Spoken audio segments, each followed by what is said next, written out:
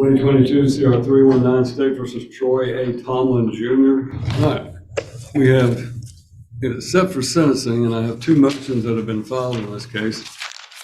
One of them is a motion that the defense has, or that the defendant has filed pro se asking or alleging ineffective assistance of counsel.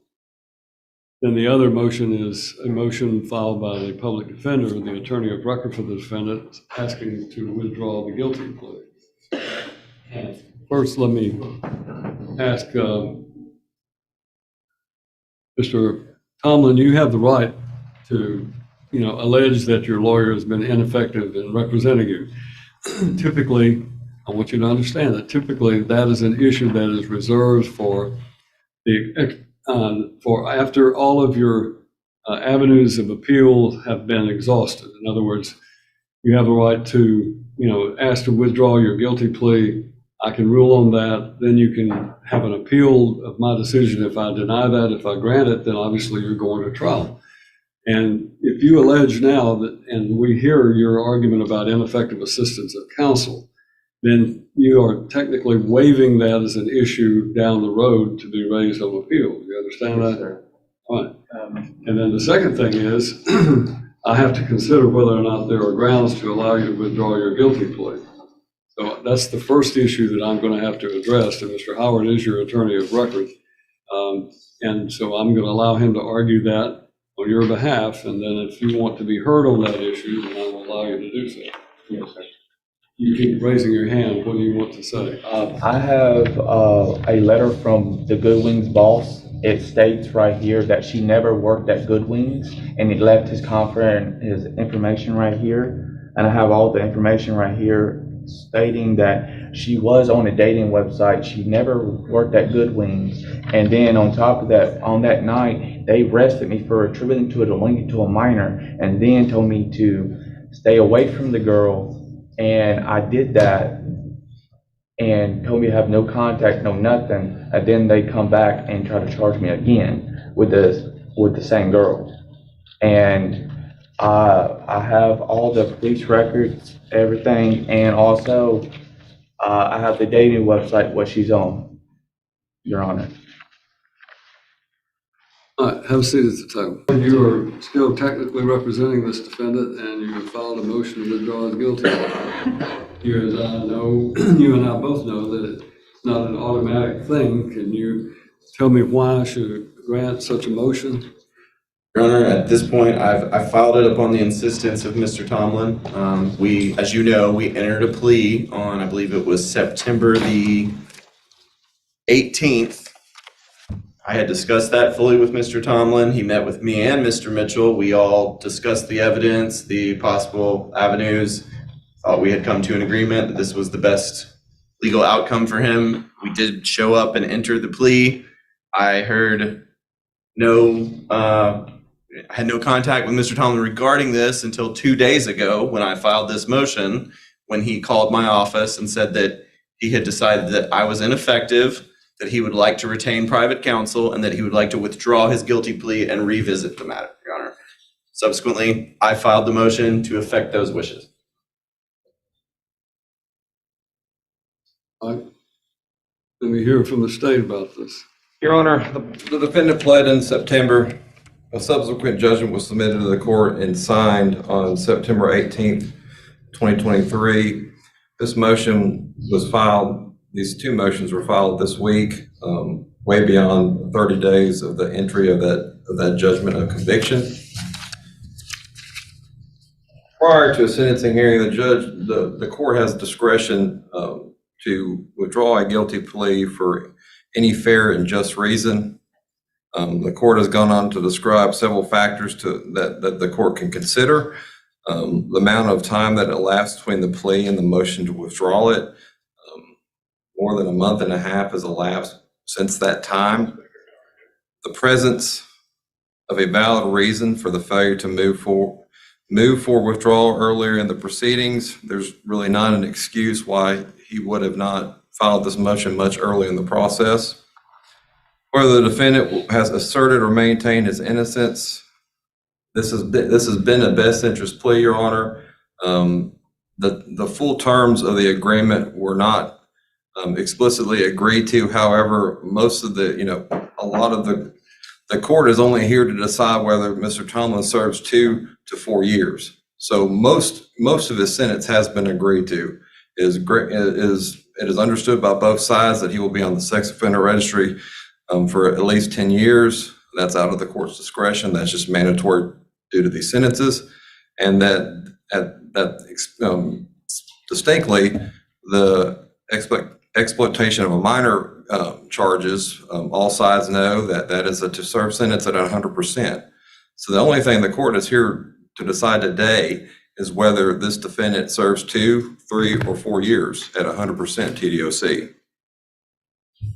And both sides were made, have known that since the beginning.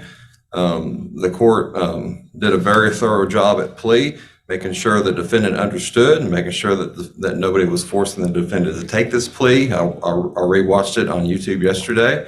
The statement of facts were given. He did not necessarily agree to them. However, this was a best interest plea. Circumstances underlying the entry of the guilty plea, again, this is a best interest plea from the beginning, Your Honor. The defendant's nature and background, Your Honor, this defendant has a history with this court from the beginning of this case of leading everybody on. If the court will look to the file of his previous mental health, his competency evaluations, the first evaluation, the evaluator uses the key phrase malingering. And what does malingering mean? It means he's trying to lead on. He's not trying to give an authentic evaluation. And the court subsequently had to order a second evaluation to determine his competence. The degree to which the defendant has had prior experience in the criminal justice system, his pre-sentence report will show that he does have a limited criminal history. This is not his first rodeo. He's been placed on probation before, at least with misdemeanors. The potential prejudice to the government and the motion to withdraw is granted. Your Honor, this is extremely important, not just the continuing leading on by this defendant and playing the system, but the harm it does to this victim. The pre-sentence report will be entered later at sentencing hearing, whether it happens today or at another court date, and it will show that the victim continues to suffer through depression, has had suicidal ideologies, has continued to seek therapy, and cannot even be at the courtroom today. It's too difficult for her to be at court. And the dragging on of this process, the allowing of this defendant to play the system, in and of itself, I think the court should deny this motion. All right. First and foremost, the court would cite to the existing case law, which is pretty well clearly set forth in one of our Supreme Court Tennessee's decisions in State versus Crow, which is at 168 Southwest 3rd, 731. And it provides that a defendant does not have a unilateral right to withdraw a plea. Whether a defendant should be permitted to withdraw a plea is a matter addressed to the sound discretion of the trial court, regardless of when the motion is filed. The trial judge should always exercise his discretion with caution in refusing to set aside a plea of guilty to the end that one accused of crime may have a fair and impartial trial. When a constitutional violation is shown, the trial court's discretion is strictly curtailed. The trial court's decision will not be reversed unless it clearly appears there was an abuse of discretion. An abuse of discretion exists if the record lacks substantial evidence to support the trial court's conclusion. Based upon those factors, then, the court is of the opinion that if Mr. Tomlin wants to pursue his motion to withdraw his plea, there will have to be some evidence presented to this court to justify that. He can call your client to the stand and let him testify as to his reasons why he wants to withdraw his plea, and I'll make a decision based on whether or not there are sufficient grounds for doing so, Mr. Howard. Mr. Tomlin, you talk to your lawyer, and if you want to testify, we're going to allow you to come up and testify.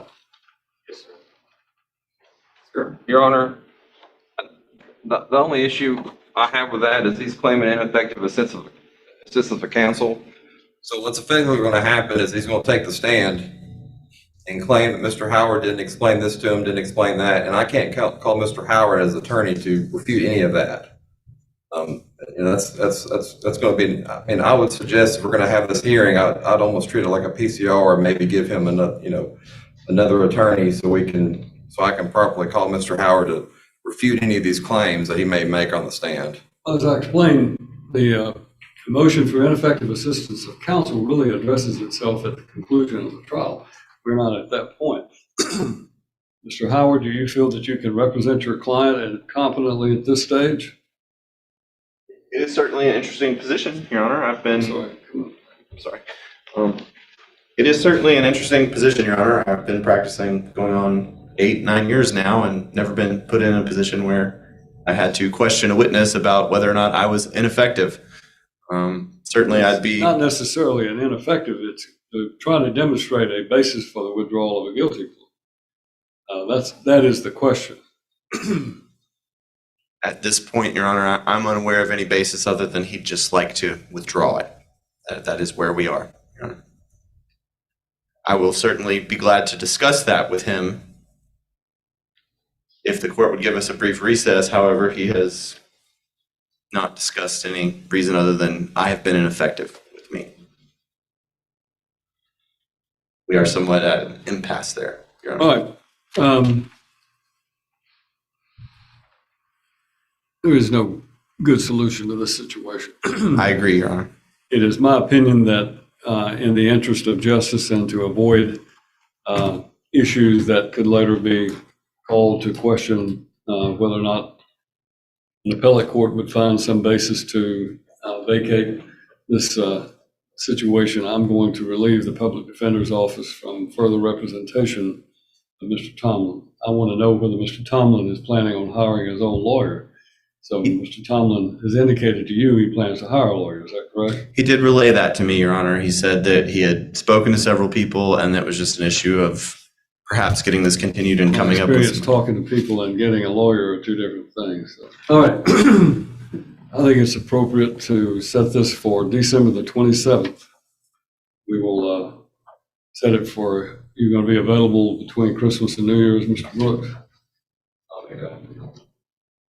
Does the district attorney's office just shut down between Christmas and New Year's? Whatever the court needs, Your Honor, I'll make it happen. Well, I don't have any days in Dixon County that aren't already committed to, for the rest of this year, that aren't already committed to Chancery.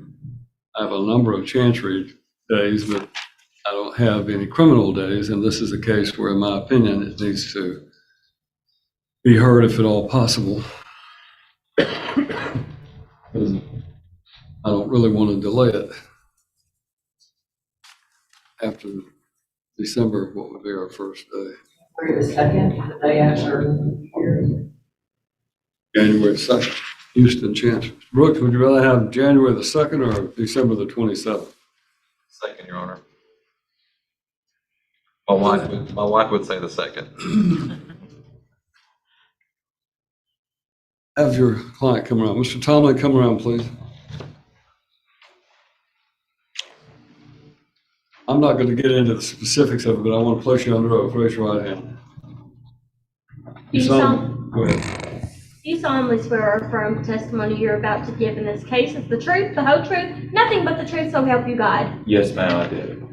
Mr. Tomlin, it's been indicated that you are planning on hiring your own lawyer. I need to know, is that true? Yes, sir. Do you have the ability to hire a lawyer? Yes, sir. So I have a job at McDonald's. I start Thursday, doing my orientation. You have spoken to an attorney? Yes, sir. Who would that be? I talked to Mike Mize. I was talking to him. He told me to come up with $5,000, and then he needs a continuance to work on the case so he can get a better understanding what's going on.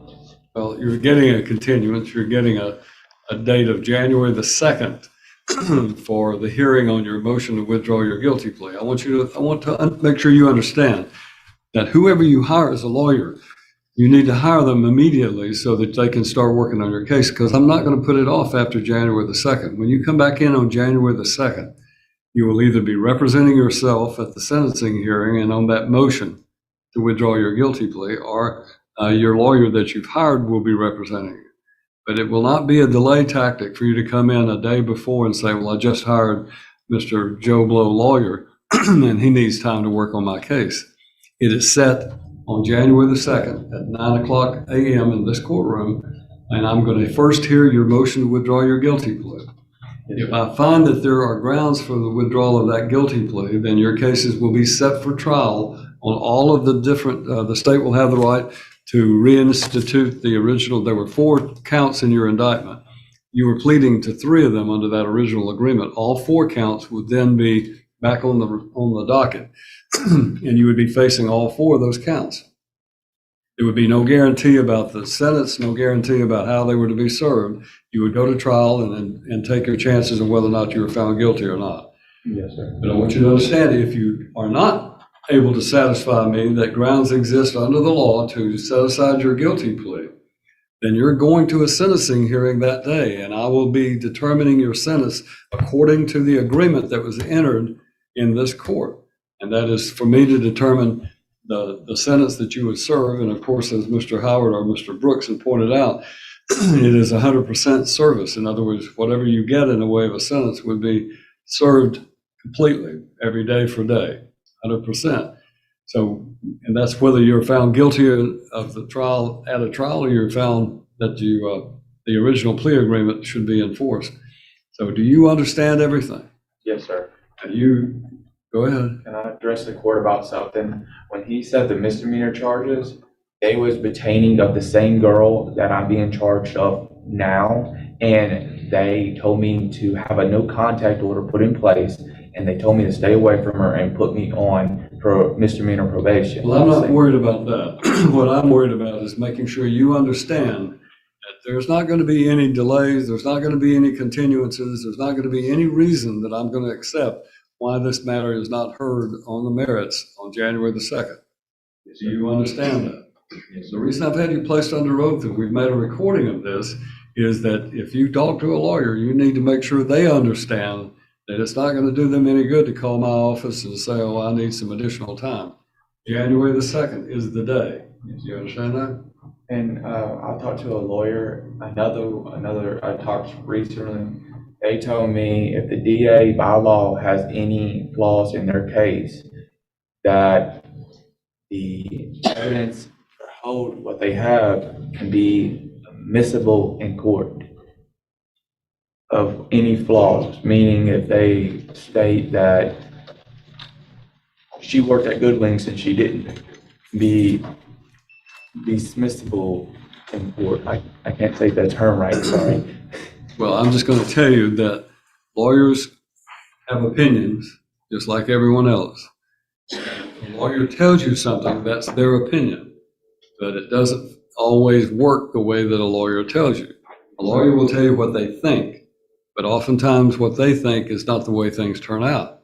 When I was a lawyer, if I could have predicted exactly how things were going to go, I'd have been a very successful lawyer, more so than I was.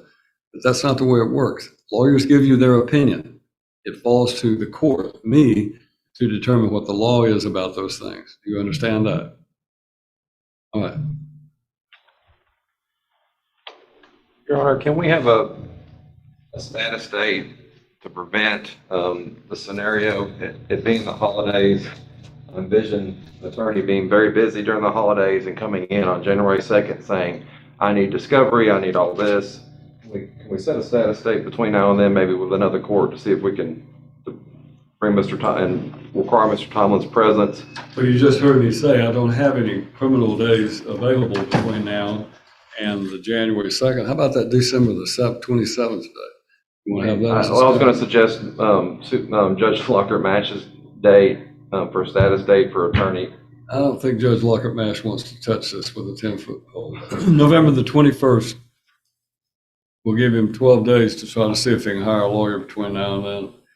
I don't have another day to give you because of Thanksgiving, because of Chancery Court that we have, and my Chancery dockets are unfortunately completely packed. Unless you were to go outside of the county, we could do the December the 11th day, which is in Houston County, but that'll have to be. Judge, I can appear by Zoom or I can be there physically. It doesn't matter. Like I'm flexible. Like it's like I'll make it happen. So We can put it on the 29th or VOP day in Stewart County, Judge. I can stand in for just a status on taking the case over. How much do we have on the 29th? I don't think it should be bad, Judge. It's just, it's VOP day.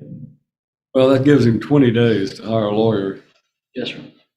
All right, let's do it at 1:30 on the 29th of November. And that'll be by Zoom for status. Now, Mr. Tomlin, it is your obligation. I'm going to be in Dover, Tennessee on the 29th of this month. That's 20 days from today. And I'm doing a violation of probation day where I'm told that it may not be quite a full day. So we're going to set a status hearing for you to let me know if you've hired a lawyer on the 29th day at 1:30. You will need to contact the clerk's office to get the Zoom link. You know how to Zoom, right? No, sir, I don't know how to Zoom. No, I had to have help last time with it, and yeah. All right. Mr. Brooks, forget that. On the 30th day of November, in this courtroom, I have Chancery. At 8:30 in the morning on the 30th of November, we will have this status hearing. So 30th of November here at 8:30 a.m. Got that? Yes, sir. Let's have the clerk write that down for you. Yes, sir. Thank you, Your Honor. That means I want your lawyer here with you, and I want them to understand that this case is going on the 2nd on those motions. Motion and or sentencing hearing. So, Yes, sir. all right. You're free to go until the 30th. Let them give you this piece of paper with it on it. Yes, sir. Thank you, Your Honor. Thank you. Just a second, Mr. Tomlin. Be here no later than 8:30. You need to be in this courtroom by 8:30. Yes, sir.